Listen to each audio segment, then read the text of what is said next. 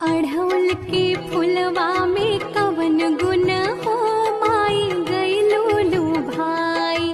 अढ़ौल के फुलवा में कवन गुण हो माई गइलू भाई।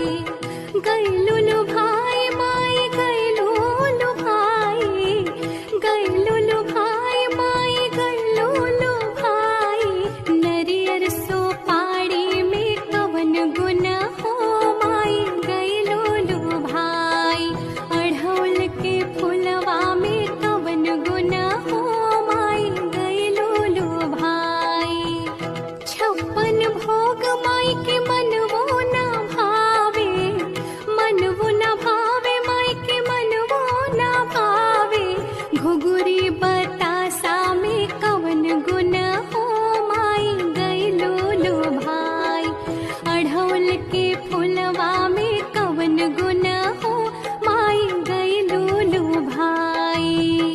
हाथी घोड़ा माई के मनवो न भावे।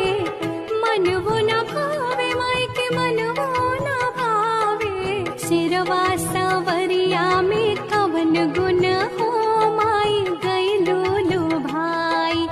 अढ़ौल के फुलवा में कवन गुण हो